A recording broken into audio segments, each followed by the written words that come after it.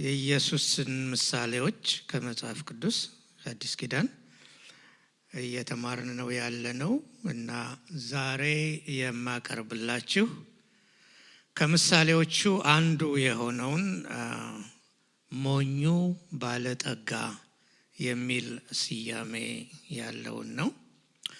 አዲሱ መደበኛ ትርጉም የሀብታሙ ሰው ሞኝነት ይለዋል። መቼም ሀብታም ሰው ሞኝ ነው ለማለት በጣም ያስቸግራል አይደል? እና በሰው መለኪያ በሰው ስታንዳርድ ሲሆን እውነት ሊሆን ይችላል። ግን በኢየሱስ እይታ በእግዚአብሔር እይታ ሞኝ ተብሎ የተጠራ ነው። የሉቃስ ወንጌል ምዕራፍ 12 ከቁጥር 13 እስከ 21 ያለውን ላነብላችሁና ከዛ በኋላ ጸልየን እግዚአብሔርን ቃል እንሰማለን። የሉቃስ ወንጌል ምዕራፍ 12 ከቁጥር 13 እስከ 21። ከሕዝቡ መካከል አንድ ሰው መምህር ሆይ ወንድሜ ውርስ እንዲያካፍለኝ ንገረው አለው። ያው በአዲሱ መደበኛ ትርጉም ነው ተጠቀመው ነው። ኢየሱስም አንተ ሰው በእናንተ ላይ ፈራጅ ወይም ዳኛ ያደረገኝ ማን ነው አለው። ደግሞም የሰው ሕይወቱ በሀብቱ ብዛት የተመሰረተ ስላልሆነ ተጠንቀቁ፣ ከስግብግብነትም ሁሉ ራሳችሁንም ጠብቁ አላቸው። ኢየሱስ ማለት ነው። ቀጥሎም እንዲህ ሲል ምሳሌ ነገራቸው። እርሻው እጅግ ፍሬያማ የሆነችለት አንድ ሀብታም ነበረ። ይህም ሰው ምርቴን የማከማችበት ስፍራ ስለሌለኝ ምን ላድርግ ብሎ በልቡ አሰበ። እንዲህም አለ፣ እንደዚህ አደርጋለሁ፣ ያሉኝን ጎተራዎች አፈርስና ሌሎች ሰፋ ያሉ ጎተራዎች እሰራለሁ። በዚያም ምርቴንና ንብረቴንም ሁሉ አከማቻለሁ። ነፍሴንም ነፍሴ ሆይ ለብዙ ዘመን የሚበቃሽ ሀብት አከማችቼልሻለሁ፣ እንግዲህ ረፊ፣ ቢ፣ ጠጪ፣ ደስም ይበልሽ እላታለሁ። እግዚአብሔር ግን አንተ ሞኝ፣ ነፍስህን በዚች ሌሊት ከአንተ ሊወስዱ ይፈልጓታል። እንግዲህ ለራስህ ያከማቸሁ ለማን ይሆናል አለው። ስለዚህም ለራሱ ሀብት የሚያከማች ዳሩ ግን በእግዚአብሔር ዘንድ ሀብታም ያልሆነ ሰው መጨረሻው ይኸው ነው። እንጸልይ። እግዚአብሔር አምላካችን ሆይ እናመሰግንሃለን ስለዚህ ማለዳ አንተን ልናመልክ ወደ ቤትህ መተን አንተን ልናመልክ አንተን ልናከብር ይህንን ቀን በእድሜያችን ላይ ስለጨመርክልን እናመሰግንሃለን። እግዚአብሔር ሆይ አሁን ደግሞ ቃልህን እንድታበራለን እንድንረዳውም በነፍሳችን ውስጥም ጌታ ሆይ በሕይወታችን ገብቶ ፍሬ እንዲያፈራ እንዲጠቅመን ለሌሎችም የምንተርፍ እንዲያደርገን እንለምንሃለን። ክብር ምስጋና በኢየሱስ ክርስቶስ ስም ላንተ ይሁን፣ አሜን።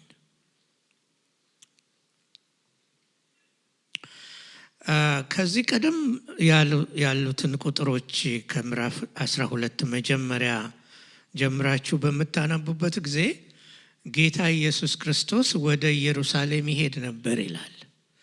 ወደ ኢየሩሳሌም በሚሄድበትም ጊዜ ደግሞ በጣም ብዙ ሰው አብሮት እንደነበረ ሉቃስ እንደው ምንድነው የሚለው የሕዝቡን ብዛት ሲገልጸው በብዙ ሺህ የሚቆጠር ሕዝብ እርስ በርስ እስኪረጋገጥ ድረስ ተሰብስቦ ሳለ ይለዋል። ሉቃስ 12:1 ላይ በዛን ጊዜ የሚሆኑ ነገሮች ነበሩ። የጌታ ኢየሱስ ክርስቶስ ጠላቶቹ ነበሩ። እሱ የሚለውን ሰምተው በቃል ሊያጠምዱት የሚፈልጉ ሰዎች ነበሩ። እንደገናም ደግሞ በእውነት ቃሉን ለመስማት አብረውት የነበሩ ሰዎች ነበሩ።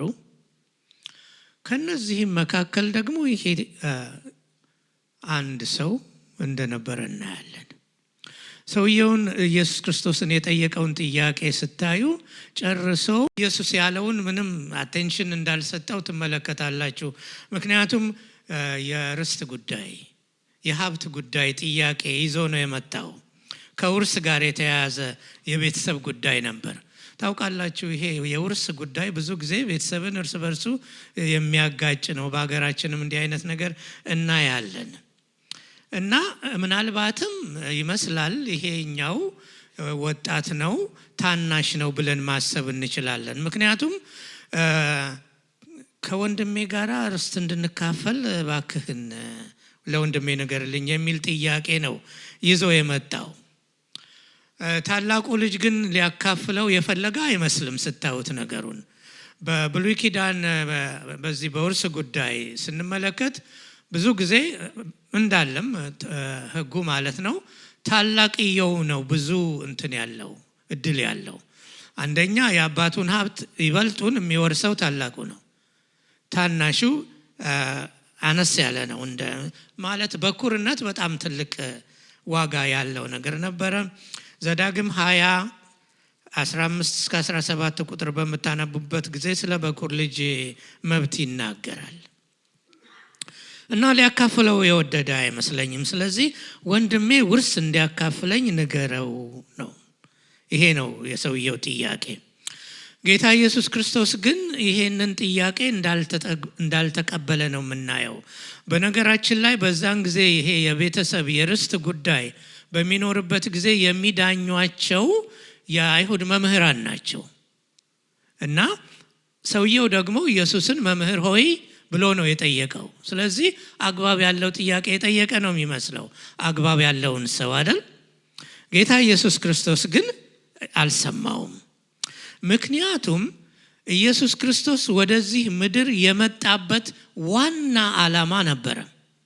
ያ ሰው ደግሞ ያንን ዋና ዓላማውን የተረዳ አይመስለኝም። አንተ ሰው በእናንተ ላይ ፈራጅ ወይም ዳኛ ያደረገኝ ማን ነው? እኔ የመጣሁት ወደዚህ ዓለም ክርክሮችን ለመዳኘት አይደለም ማለቱ ነው። አንድ ሰው እንዲህ ብሎ ተናገረ። የኢየሱስ መለኮታዊ ተልእኮ ሰዎችን ወደ እግዚአብሔር ማምጣት ነው እንጂ ንብረትን ወደ ሰዎች ማምጣት አይደለም። ልድገምላችሁ። ኢየሱስ ክርስቶስ ወደዚህ ዓለም የመጣው ሰዎችን ወደ እግዚአብሔር ለማቅረብ ለማምጣት ነው እንጂ ንብረትን ወደ ሰዎች ለማምጣት አይደለም። አሁን ባለንበት ዘመን ብዙ ሰዎች ከዚህ ተቃራኒ የሆነውን ነገር ሲያደርጉ እናያለን። የዚህን ተቃራኒ ያስተምራሉ ማለት ነው። ጌታ ኢየሱስ ክርስቶስ ይቀጥልና ለሰውየው የሚናገረው ነገር አለው። የሰው ሕይወት በሀብቱ ብዛት የተመሰረተ ስላልሆነ ተጠንቀቁ፣ ከስግብግብነትም ሁሉ ራሳችሁን ጠብቁ። አዲሱ መደበኛ አዲስ ኪዳን ትርጉም ማለት ነው ምን ይለዋል? የሰው ሕይወቱ የሚለካው በገንዘብ ብዛት ስላልሆነ ከስግብግብነት እና ለምኞት ከመገዛት ተጠበቁ። ባጭሩ የሰው ሕይወት በሀብቱ ብዛት አይደለም። ሀብት የዘላለም ሕይወት አይሰጠንም አይደለም? ሀብት የዘላለም ሕይወት አይሰጥም። ሌላው ቀርቶ ሀብት በምድር እንኳን ደስተኞች ሰዎች ሆነን እንድንኖር አያደርገንም። ብዙ ሀብታሞች ደስተኞች አይደሉም። ብዙ ሰዎች ሀብት እያላቸው ከሀብታቸው የተነሳ የሚፈልጉትን ነገር ሁሉ እያደረጉ ግን ደስተኞች አይደሉም። ስለዚህ ሀብት የደስታ ምንጭ አይደለም። የደስታ ምንጭስ እግዚአብሔርን ማወቅ ነው። የደስታ ምንጭስ ክርስቶስን የሕይወት ጌታ ማድረግ ነው። ገንዘብን የሕይወት ጌታ ከማድረግ ይልቅ ማለት ነው። እንደውም ጭንቅ ነው የሚጨምረው ሀብት በሚመጣበት ጊዜ አይደለም፣ አላግባቡ ስንጠቀምበት ማለት ነው። ሳይተኙ የሚያድሩ ድሆች ናቸው እንጂ ሀብታሞች አይመስሉኝም። አይመስላችሁም? ድሃ ያገኛትን በልቶ ጠጥቶ ተመስገን ብሎ ይተኛል አይደለም? ጠዋት ደግሞ ተነስቶ ወደ ስራው ይሄዳል። ስግብግብነት ምንድን ነው? ከስግብግብነት ተጠበቁ ነው ያለው። አጭር የሆነ ትርጉም ልስጣችሁ። ስግብግብነት አንድ ሰው ለቁሳዊ ጥቅም ወይም ለኃይል ወይም ለስልጣን ወይም ለክብር የሚኖረው የማይጠግብና የማይረካ ምኞት ነው። ሰዎች ለሀብት ማቴሪያል ነው ወይም ደግሞ ለፓወር ለኃይል ወይም ለስልጣን ከፍተኛ ጥማት ይኖራቸዋል። አንዳንድ ሰዎች በተለይ ያ ደግሞ ባገኙ ቁጥር እንደገና ሌላ እንዲመኙ የሚያደርግ፣ በስልጣን ላይ እንደገና ሌላ ስልጣን እንዲኖራቸው እንዲያስቡ የሚያደርግ ማቴሪያል ለሆነ ነገር ለፓወር ለስልጣን ለክብር የሚኖር የማይጠግብና የማይረካ ምኞት ነው። ስግብግብነት ባለን ነገር ከመርካት ጋር አጥብቆ የሚቃረን ነገር ነው። watch yourself። በዚህ ሀገር በተለይ ቀደም ሲል በጣም ከታወቁት ሚሊዮነርስ መካከል አንዱ ራክፌለር ነው። ስንቶቻችሁ ራክፌለርን ስሙን ሰምታችሁ ታውቃላችሁ? እናንተ ያሁኑ ልጆች ብዙ አታውሱት። እና የሚገርም ነገር ነው። አንድ ሰው ታዲያ ራክፌለርን ምን ያህል ገንዘብ ነው በቂ የሚባለው ብሎ ጠየቀው። ምን ያህል ገንዘብ ሲኖርህ ነው በቂ ነው የምትለው? የመለሰው መልስ ምን መሰላችሁ? $1 ሞር። ምንም ያህል ያገኝ አይበቃም። I need $1 ሞር። አይገርማችሁም? እና ይሄ ሰው እንግዲህ በጣም ሀብታም ነበር። ስለዚህ ስግብግብነት ቢበላ እንደማይጠግብ አውሬ ነው። ሰዎች በስግብግብነት በሚያዙበት ጊዜ ህይወታቸው በጣም ነው የሚቃወሰው። በ1950ዎቹ ውስጥ የነጻ ትግል ነበር። እንደ ዛሬው የነጻ ትግል ስፖርት ነበር። ስፖርት ካላችሁት ማለት ነው። አይ ነው አንዳንዶቻችን እንወደዋለን። እና በዚያን ጊዜ ዩሱፍ የሚባል አንድ ነጻ ትግል ሻምፒዮን ነበር። ይሄ ሰው የአውሮፓ ሻምፒዮን ነበር። ስንት ፓውንድ ይመዝናል ብትሉኝ 350 ፓውንድ የሚመዝን ሰው ነበር። እና የአውሮፓ ሻምፒዮን ከሆነ በኋላ ወደ አሜሪካ መጥቶ ደግሞ ለወርልድ ሻምፒዮንሺፕ ለመወዳደር መጣ። በአሜሪካ ውስጥ ደግሞ በዛን ጊዜ በጣም የታወቀው ሰው ስትራንግለር ሉዊስ የሚባል ሰው ነው። ይሄ ሰው ስሙን ያገኘው ሰዎችን ስትራንግል እያደረገ ስለሚያሸንፍ ነው። የእጁ ጡንቻ በጣም ኃይለኛ ነው። ሰዎችን አንዴ ከያዘ ከጨመቃቸው ፌንት እንዲያደርጉ ያደርጋቸዋል። እና የሚመዝነው ደግሞ ከ200 ፓውንድ ብዙም አይረቅም። ያኛው 350 ፓውንድ ነው። መጣ፣ ተጋጠሙ። የሚገርመው ግን ሰውየው ያኛው ቱርካዊው አንገት የለውም። ስለዚህ ሉዊስ ቢሞክር አንገቱን ሊያገኘው አልቻለም። አንድ ጊዜ አንገቱን ካገኘ ደም ስሩን ዘግቶ ፍላት ያደርገዋል። ግን አልቻለም። ስለዚህ በቀላሉ አሸነፈ ቱርካዊው እና $5000 ነበር ያን ጊዜ ሽልማቱ። በጣም ብዙ ገንዘብ ነበር እንግዲህ በ1950ዎቹ ማለት ነው።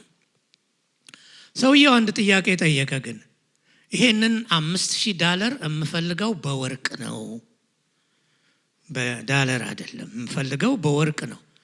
$5000 ወርት የሚያደርግ ወርቅ ነው የምፈልገው አለ። ወርቁ ተሰጠው። ስለዚህ በዛ በሻምፒዮንሺፕ ቀበቶ ውስጥ አስገብተው አሰረው። ምን ያህል ክብደት እንዳለው መገመት ትችላላችሁ እንግዲህ። ከዛ በኋላ ማደርም አልፈለገም። ወዲያውኑ ማታውኑ ተሳፍሮ ወደ ሀገሩ ለመሄድ መርከብ ላይ ወጣ። ግማሽ መንገድ እንደሄደ ይሄ ሰውዬ ምን ሆነ? መርከቢቱ መስጠም ጀመረች። ታጥቋል። የታጠቀው ወርቅ ነው እና ከዛ በኋላ መርከቢቱ መስጠም ስትጀምር እሱም መዋኘት ጀመረ እና ሊያድኑት በሚሞክሩበት ጊዜ ማለት ነው ገና ሳይደርሱበት በጀልባ ሊያድኑት ማለት ነው ገና ሳይደርሱበት የወርቁ ክብደት ወደ ታች እያደረገው ሰውየው ከነ ወርቁ ሰጠመ፣ ጠፋ።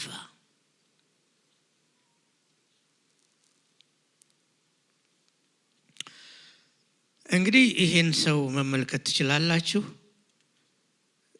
ምናልባት አሁንኛ ዊር ስማርት አይደለም፣ በወርቅ አናስቀምጥም አይደለም፣ ባንክ ነው የምናስቀምጠው። ገንዘባችንን መሸከምም አያስፈልገንም። የሰውየው ስግብግብነት ግን ለምን እንዳደረሰው መገመት ትችላላችሁ።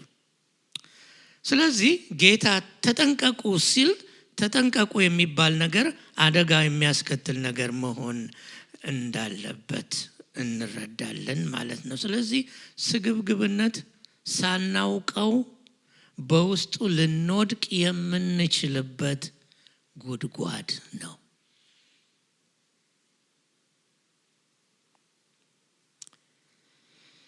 መጽሐፍ ቅዱሳችንን በምናነብበት ጊዜ ስግብግብነት በኤሊ ልጆች ላይ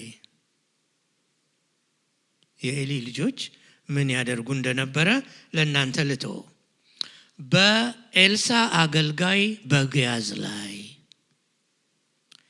እንደገና ደግሞ በአዲስ ኪዳን በሐናንያና ሰጲራ ላይ ምን እንዳስከተለባቸው ታውቃላችሁ አይደል? ግያዝ ለምጹን ተሸከመ አይደለም? የኤሊ ልጆች ከክህነታቸው የተወገዱበት በሚያሳዝን መጨረሻ ላይ የወደቁበትም ምክንያት ለእግዚአብሔር የሚመጣውን መስዋዕት ምን ያደርጉ እንደነበረ ታስታውሳላችሁ። ሐናንያና ሰጲራም የሆነውን ታውቃላችሁ ታሪካቸውን። እንግዲህ ጌታ እየተናገረ መጥቶ ይሄንን ከተናገረ በኋላ ተጠንቀቁ ካለ በኋላ የዛን ሰውዬ እርሻው ብዙ ፍሬ ያስገኘለትን ሰውዬ ታሪክ ነው የሚነግራቸው። በነገራችን ላይ ሰውየው እርሻው ብዙ ፍሬ ያፈራለት ሰው መሆኑ አሰውቅሰዋል? አሰውቅሰው።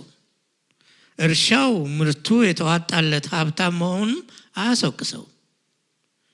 ጎተራዎቹንም አፍርሰው ትላልቅ ጎተራዎች መስራቱም አሰውቅሰው። ወሳኙ ነገር ግን ምን ነበር? ወሳኙ ነገር ክሩሻል የሆነው ነገር ምን ነበረ? ምን ሊያደርገው ነው የፈለገው? ገንዘቡን። ሰውየው ከሚናገራቸው ነገሮች መነሳት እንችላለን።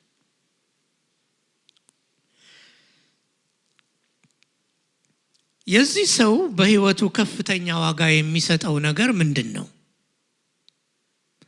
ምንድነው በህይወታችን ከፍተኛ ስፍራ የምንሰጠው? ለኛ ክቡር የሆነ ነገር ምንድነው? ለኛ ከሁሉ በላይ የሆነ ነገር ምንድነው? እንማር፣ እንበልጽግ፣ እንነግድ whatever ግን በህይወታችን ከፍተኛ ዋጋ የምንሰጠው ወይም ደግሞ ፕራዮሪቲ የምንሰጠው ነገር ምንድነው? ለአማኝ ፕራዮሪቲው ምንድነው? ይህንን ሰው የሚገልጹ ጥቂት ነገሮችን ልንገራችሁ። የመጀመሪያው ራስ ወዳድነት ነው። ታሪኩን በመታነቡበት ጊዜ ማለት ነው። ሙሉ በሙሉ የተያዘው ሰውየው በራሱ ነው። የሚጨነቀው ለራሱ ነው። በጣም የሚያሳስበው ጉዳይ የራሱ ነው። እንደገና ደግሞ የእርሱ ቅድመ ጉዳይ ወይም ደግሞ ፕራዮሪቲ ራሱ ነው። ለእርሱ ህይወት ማለት ቅንጦትና መሞላቀቅ ነው።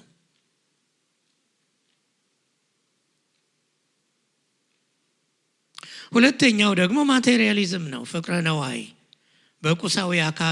በቁስ አካላዊ ነገሮች ላይ ብቻ ማተኮር ነው።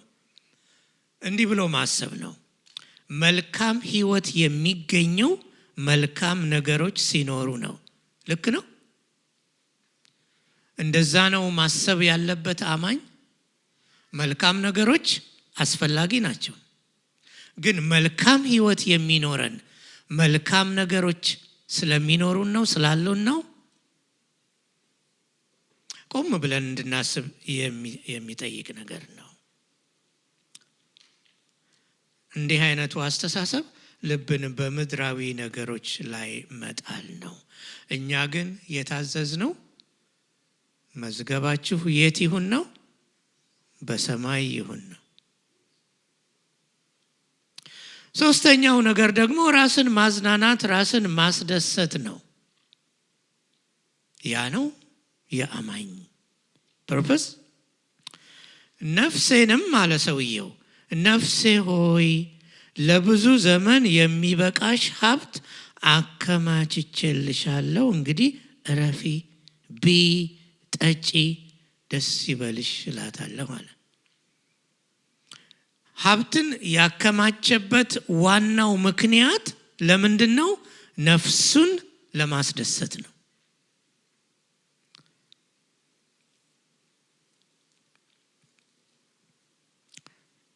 እግዚአብሔር እንግዲያው በሞኙ ባለጠጋ ላይ ብቻ ሳይሆን በስግብግብነት ላይ የተመሰረተ ህይወት ለሚኖሩ ሁሉ የሚናገረው ቃል አለው። ያም ሰውየውን እንዳለው አንተ ሞኝ ነው ያለው አይደለም? ነፍስህን በዚች ሌሊት ከአንተ ሊወስዱ ይፈልጓታል፣ እንግዲህ ለራስህ ያከማቸኸው ለማን ይሆናል?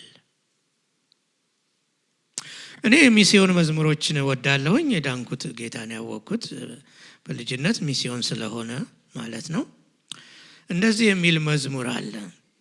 እንደ ነዋሪ ሰው ብዙ ዓመት ስደክም በዚህ ዓለም ንብረት እና ብለህ ብጠራኝ በቅጽበት ምን ልመልስ ነኝ ባንተ ፊት?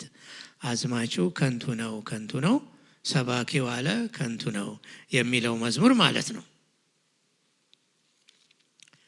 ስለዚህ ሰው አንዳንድ ነገሮች ልጨምርላችሁ። ይሄ ሰው በኢየሱስ አይን የተሳካለት ሳይሆን ሞኝ ነው። በሰው አይን የተሳካለት ነው አይደለ? ሰክሰስፉል የሆነ ሰው ነው። በህብረተሰቡ አይን ሲታይ የሚቀናበት ሰው ነው። ሞኝ የሚባል አይደለም። እንዴ አቶ ከሌ ይሄን ያህል ጎተራ አለው የሚባልለት ነው በዛን ጊዜ አይደለ እንዴ? የሚከበር ነው። በእግዚአብሔር አይን ግን ምንድነው? የሚታዘንለት ሞኝ ነው። ሞኝ የሚለው ቃል በመጽሐፍ ቅዱስ ያለው ትርጉም ምንድነው? በብሉይ ኪዳን ማለት ነው። በእኛ ዘንድ፣ በሰው ዘንድ፣ በምድራዊ አስተሳሰብ ዘንድ የአእምሮ ችሎታን የሚጠይቅ ነው አይደለም? በእግዚአብሔር ዓይን ግን መንፈሳዊ ማስተዋል ነው። በመጽሐፈ ምሳሌ እንደገናም ደግሞ በመዝሙረ ዳዊት በመናነብበት ጊዜ ሞኝ ማለት በሕይወቱ በሚያደርጋቸው ምርጫዎች እግዚአብሔር እንደሌለ እግዚአብሔር እንዳልተናገረ የሚኖር ሰው ነው። ግልጽ ነው ሐሳቤ? እግዚአብሔር በቃሉ ውስጥ ብዙ ነገር ተናግሯል ለሰው ልጆች በሚገባቸው መንገድ። ሞኝ ግን የሚያሰኘው ሰውን እግዚአብሔር እንደሌለ እግዚአብሔር እንዳልተናገረ አይነት የሚኖር ሰው ነው። አንድ ቀንም እንኳን ስለ እግዚአብሔር ዞር ብሎ የማያስብ ሰው ማለት ነው። as if God doesn't exist, as if God didn't say anything, hasn't said anything.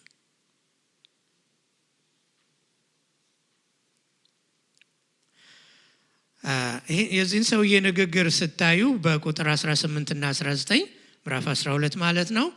በእንግሊዝኛው ብታዩት አማርኛው አይመችም፣ ግን እንግሊዝኛው I will myself, my goods, my grain, my barn, my soul እያለ ነው የሚናገረው። እኔና የኔ ነው። ስለዚህ የተያዘው በራሱ ነው፣ ሞኝ ነው የሚለው ለዚህ ነው። ደግሞም ጌታ ሳይሆን አገልጋይ ነው። ምክንያቱም ባለጠጋው ሕይወቱን መቆጣጠር የሚችል ሀብቱም ደግሞ ሕይወቱን ለመቆጣጠር የሚያስችለው እንደሆነ የሚያስብ ሰው ነበር። የእግዚአብሔር ቃል ግን አሁንን መቆጣጠር እንደማይችል የሱን ፕሬዘንት መቆጣጠር እንደማይችል እንደውም የወደፊቱንም ፊውቸሩንም መቆጣጠር እንደማይችል ምንም ያህል ሀብታም እንሁን፣ ምንም ያህል እንማር፣ ምንም ያህል እንኑር ያሉን ነገሮች ሕይወታችንን ለመቆጣጠር አያስችሉንም።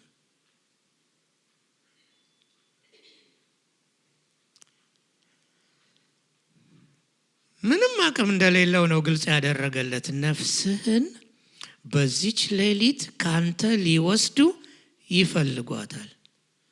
በፕሬዘንትህ ላይ ምንም ኮንትሮል የለህም ማለት ነው።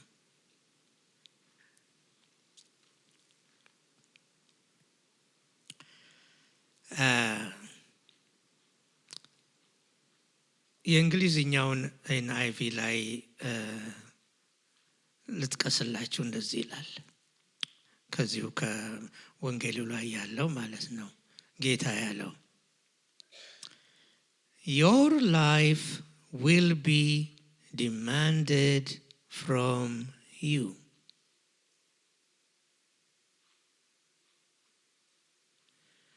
demanded የሚሆን ነገር እኮ የናንተ ያልሆነ ነገር ነው አይደል እንዴ? ልክ ነኝ? your life will be demanded. ሕይወታችን ባለቤት አለው። የሰው ሁሉ ሕይወት ባለቤት እግዚአብሔር ነው።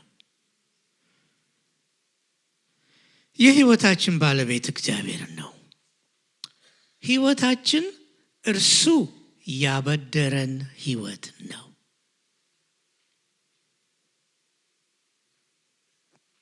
ሕይወታችን እርሱ ያበደረን ሕይወት ነው። ስለዚህ ባለቤቱ ያበደረውን በፈለገበት ሰዓት ምን ያደርጋል? አምጪ ማለት ይችላል አይደል እንዴ? ሕይወት እንደዛ ነው። ሞኙ ባለጠጋ በአሁኑም ላይ በወደፊቱም ላይ ቅድም እንዳልኳችሁ ቁጥጥር አልነበረውም። ለራስህ ያከማቸው ለማን ይሆናል?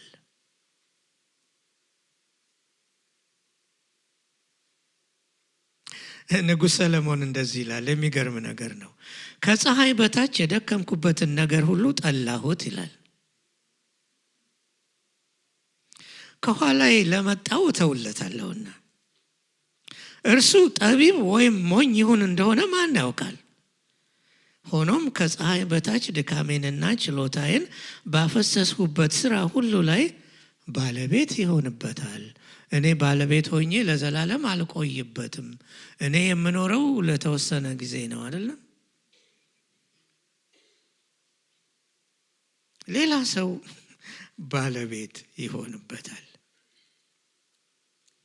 እግዚአብሔር ለፈለገው ሰው ይሰጠዋል፣ ወይም የፈለገው ሰው ይወርሰዋል። ስለዚህ ሰው ሞኝነት ጥቂት ነገር ልጨምርላችሁ። ሰውየው ድሃ እንጂ ሀብታም አይደለም። የሚቃረን ነገር ነው የምትናገረው ትሉኝ ይሆናል። ለምን መሰላችሁ? በመጨረሻ ለትንሽ ነገር ብዙ እንደደከመ ነው የሚረዳው። ኢንቨስት ያደረገው ለቋሚ ነገር ሳይሆን ለጊዜያዊ ነገር ነው፣ ለምድራዊ ነገር ነው፣ ለዘላለማዊ አይደለም። ሞትን ከባድ የሚያደርገው ምንድነው ብትሉኝ፣ በሞት ምክንያት የምናጣው ነገር ነው አይደለም? ምክንያቱም ብዙ ነገር ነው ጥለን የምንሄደው ማለት ነው። ግን በሰማይ መዝገብ ካለን በሰማይ አከማችተን ከሆነ ለእኛ ያ ምንም አይደለም። ሰውየው ወይም ባለጠጋው የሰራቸውን ጎተራዎች፣ የተቆጣጠራቸውን ሰራተኞች፣ ያተረፈውን ክብር ሁሉ አጣ። ሞት ራቁቱን አስቀረው።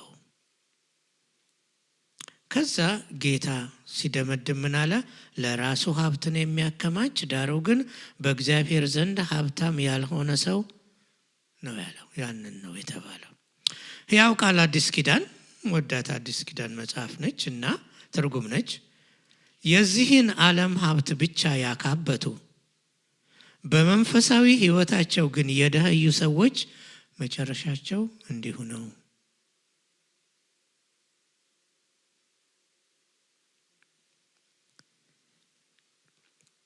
ጌታ ግን አማራጭ ሰጥቷል። ከቁጥር 22 እስከ 34 ባለው በዛው ምዕራፍ ማለት ነው።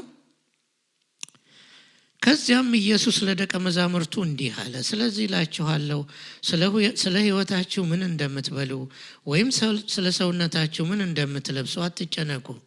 ሕይወት ከምግብ ሰውነትም ከልብስ ይበልጣልና።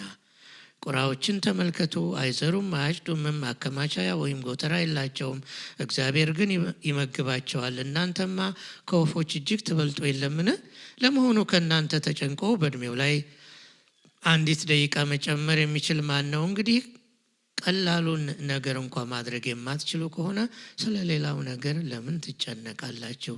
እስቲ አበቦች እንዴት እንደሚያድጉ ተመልከቱ። አይለፉም፣ አይፈትሉም። ነገር ግን እላቸዋለሁ ሰለሞን እንኳን በዚያ ሁሉ ክብሩ ከነርሱ እንደ አንዷ አልለበሰም። እንግዲህ እግዚአብሔር ዛሬ ታይቶ ነገ ወደ እሳት የሚጣለውን የሜዳ ሳር እንዲህ የሚያለብስ ከሆነ እናንተ እምነት የጎደላችሁ እናንተማ እንዴት አብልጦ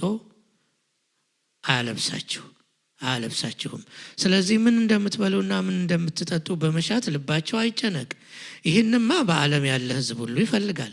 አባታችሁ እኮ ይህ ሁሉ እንደሚያስፈልጋችሁ ያውቃል። ይልቁንስ የእግዚአብሔርን መንግሥት ፈልጉ፣ ይህም ሁሉ ይጨመርላችኋል። ይህም ሁሉ በተጨማሪ ይሰጣችኋል።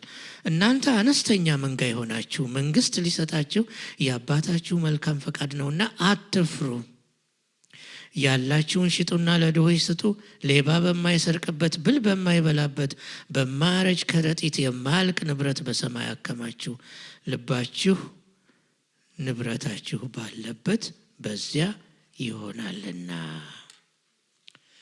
ይሄንን ለማን ነው የተናገረው? ሉቃስ ግልጽ አድርጎታል። ጌታ ይሄንን ለማን ነው የተናገረው? ለሕዝቡ ነው አልነበረም፣ ለደቀ መዛሙርቱ ነው።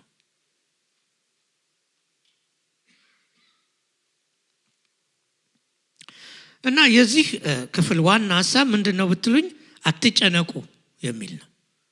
ቀደም ስትዘምሩልን ነበር አይደለ? እንዳንጨነቅ እንዳንፈራ። ልክ ናችሁ።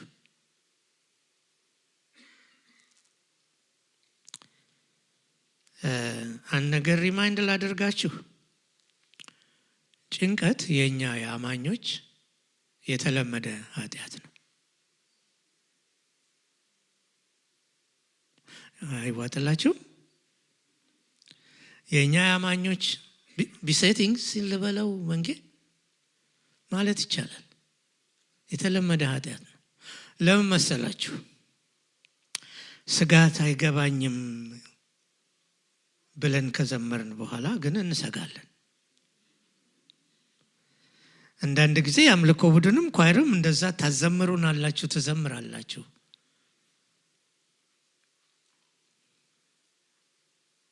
ስጋት፣ ጭንቀት። መጽሐፈ ምሳሌ እንደዚህ ይላል 12:15 ላይ ስጉ ልብ ሰውን በሐዘን ይወጥራል። ልክ እንደማቀው አንብቤው እንደማላቀው አይነት ነው ይህ ቃል የመታኝና ስጉ ልብ ሰውን በሐዘን ይወጥራል። መወጠር ታውቃላችሁ አይደለም? ስጉ ልብ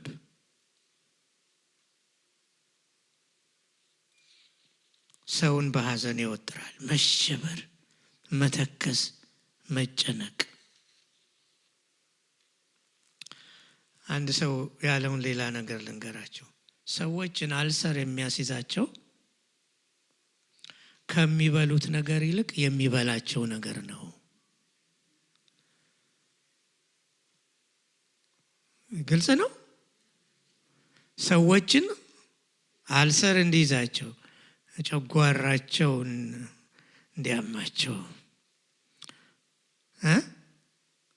ያንን ኮዝ የሚያደርገው የሚበሉት ከሚበሉት ነገር ይልቅ ይሄን አትብላ ይሄን አትብላ እንባላለን አይደለ? የሚበላቸው ነገር ምንድነው? ያ የሚበላ ነገር ጭንቀት ነው አይደለ እንዴ? ለብዙ በሽታዎች መነሻ ምክንያት ጭንቀት ነው ይባላል አይደለ እንዴ? ስለዚህ ደንጎሪ እንባላለን። ጭንቀት ላሉብን ኃላፊነቶች በተገቢው መንገድ ማሰብ፣ ማቀድ፣ መተግበር የመሳሰሉትን ነገሮች አይጨምርም። ይሄ ጭንቀት አይደለም። ስለ ወደፊት ኑሯችሁ አታስቡ፣ እቅድ አታውጡ ማለቱም አይደለም። ስራ ቆማችሁ እግዚአብሔር ይመግበናል ብላችሁ ተጠባበቁ ማለትም አይደለም። ግልጽ ነው አይደል? ይልቁን ከመጠን በላይ የሆነና የተጋነነ ሐሳብ ነው መጨነቅ። ከመጠን በላይ የሆነና የተጋነነ ሐሳብ መጨነቅ ለማያስፈልገው ጥቃቅን ነገር አለመጠን መቸገር ነው። ቆም ብለን ብናስብ በእርግጥ ይሄ ነገር ልጨነቅበት የሚገባኝ ነው ወይ? በተለይ እንዳማኝ የምንለይበት ያ ነው አይደለም? ማርታን ጌታ እንደዚህ አላት። ትንሽ እንትን አድርጌዋለሁ። አትዋከቢ ማርታ፣ አትጨነቂ። አንቺ መጨነቅ ለማያስፈልገው ጥቃቅን ነገር አለመጠን ትቸገሪያለሽ። ሊጨነቁለት ሊጠበቡለት የሚገባ ነገር አንድ ብቻ ነው። ያውም የዘላለም ሕይወት ጉዳይ ነው። ያውም ከእግዚአብሔር ጋር ያለን ግንኙነት ጉዳይ ነው። ትልቁ ኮንሰርናችን ሊሆን የሚገባው ያ ነው። ማነሽ የዛሬዋ ማርታ?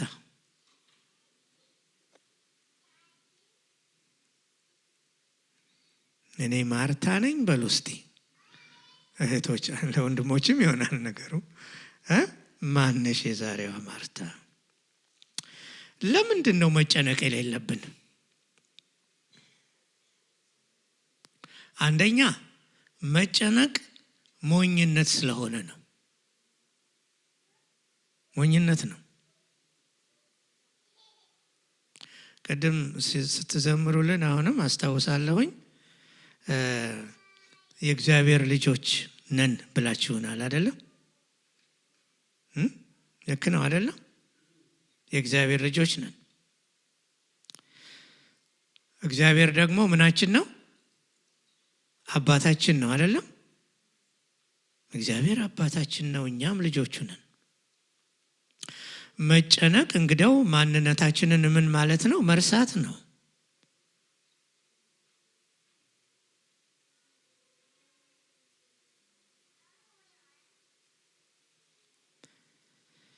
እና እግዚአብሔር አባታችን እኛም ልጆቹ መሆናችንን ከመርሳት የባሰ ምን ሞኝነት አለ? ስለዚህ መጨነቅ፣ መታወክ፣ መጠበብ፣ መረበሽ ምንድነው? ብልህነት ነው አይደለም? ሞኝነት ነው። ስለ ብዙ ነገሮች እናስባለን፣ ስለ ብዙ ነገሮች እንጨነቃለን። ማሰብ ይገባናል፣ ማቀድ ይገባናል። ያ ሁሉ እንዳለ ሆኖ ግን እንዲበላን አያስፈልግም። በእግዚአብሔር ላይ መታመን ይገባናል።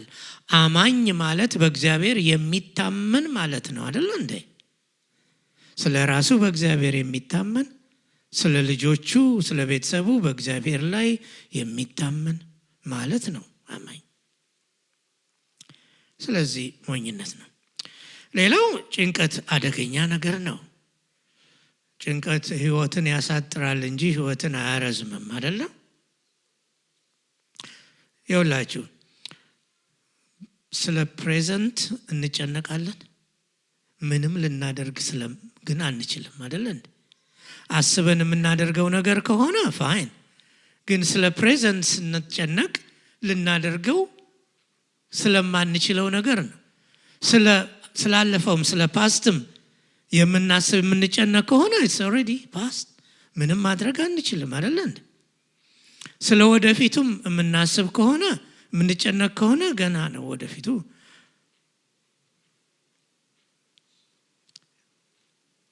ላይደርስብን ስለሚችል ነገር ማለት ነው። ሶስተኛው መጨነቅ እምነት የለሽ መሆን ነው። ቅድም አነበብኩላችሁ አይደል? እኛ እንደ አማኝ ማመን ነው ያለብን። ስለዚህ መጨነቅ በእግዚአብሔር ላይ ያለንን መታመን ኩዌስችን ላይ የሚጥል ነገር ነው ማለት ነው።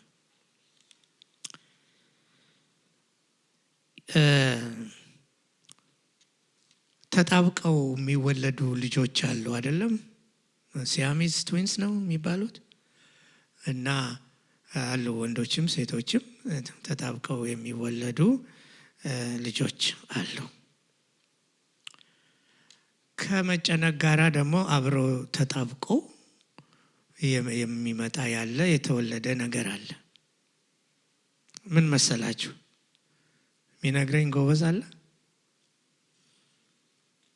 የመጨነቅ መንትያ ፍርሃት ነው አይደል እንዴ? ፍርሃት ነው። መጨነቅ ካለ ምን አለ? መጨነቅ ካለ ፍርሃት አለ አይደል እንዴ? ሁለቱ የተያያዙ ነገሮች አሉ። ፍርሃት ደግሞ ሰውን ምን ሊያደርግ እንደሚችል ታውቃላችሁ አይደል? በትክክል እንኳን እንዳናስብ ያደርገናል ፍርሃት አይደል? ያርበደብዳል። የጌታ ቃል ግን ምንድነው የሚለን? አትፍሩ ነው። እግዚአብሔር እኮ በራሱ ስለሚተማመን ነው አይደል እንዴ አትፍሩ የሚለው አይደል እንዴ? እግዚአብሔር አትፍሩ የሚለን እሱ አስተማማኝ ስለሆነ ነው። ስለዚህ በህይወት ወሳኝ ነገር ያለን ንብረት መጠን ሳይሆን ንብረታችን ያለበት ቦታ ነው።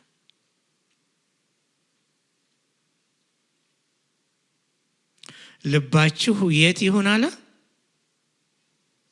መዝገባችሁ ባለበት። መዝገባችን ያለው የት ነው? ስለዚህ አትጨነቁ፣ አትፍሩ፣ መጨነቅ እነዚህን ነገሮች ሁሉ ሊያስከትል ስለሚችል ማለት ነው። እንጸልይ።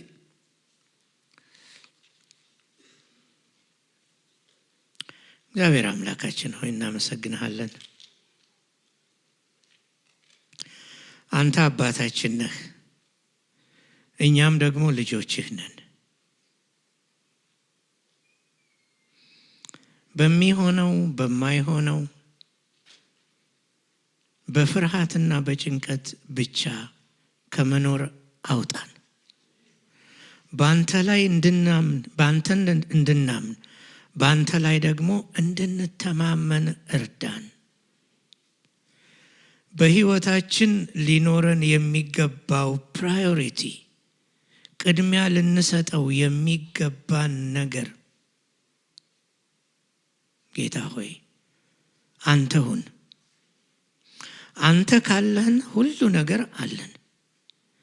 አንተ የሕይወታችን ጌታ ከሆንክ ሁሉ ነገር ደግሞ የኛ ነው። አቤቱ ጌታ ሆይ ጸልያለሁ። እኔ ወንድሞቼ እህቶቼ ጌታ ሆይ ፕራዮሪቲዎቻችንን እንድናስተካክል እርዳን። ፕራዮሪቲዎቻችን በተዛቡ ጊዜ መልሰን አረተው አረተይ በለን። ጌታ ሆይ አንተ ካለህን ሁሉ ነገር አለን። የሚጎድልብን ነገር የለም። እንደምንለው እንደምንዘምረው እንደዚሁ ሆነን እንድንገኝ እርዳን። እግዚአብሔር ሆይ ልጆች አሉን። የልጆቻችንን ጉዳይ ለአንተ አሳልፈን እንሰጣለን። ጌታ ሆይ አንተ የኛ ከሆንክ እኛም ያንተ ከሆንን ልጆቻችንም ደግሞ ያንተ ናቸው። ልጆቻችንን በሚመለከት ነገር ሁሉ ሳንፈራና ሳንሰጋ ሳንጨነቅ ላንተ አሳልፈን እንድንሰጥ እርዳን። ጌታ ሆይ ስለ ቃልህ እናመሰግንሃለን። ይህ ሰው ልቡን የጣለበት ነገር እንዳልጠቀመው፣ ልቡን የጣለበት ነገር አንተ ሞኝ እንዳሰኘው፣ እኛም ልባችን የምንጥልበት ነገር ከሁሉ በፊት አንተ እንድትሆንልን እንድትረዳን እንለምንሃለን። እንደዛ ከሆነ በእምነት በድፍረት መመላለስ እንችላለን። ከልባችን እግዚአብሔር ያውቃል ማለት እንችላለን፣ ለአባባል ሳይሆን። ክብርና ምስጋና ለአንተ ይሁን ስለሰጠህን ቅዱስ ቃል። ቀሪው ቀናችንን ባርክልን፣ ከእኛ ጋር ሁን። በአንተ ላይ ተማምነን አንተን አምነን እንድንውል እንድናድር እርዳን። በጌታ በኢየሱስ ክርስቶስ ስም አሜን።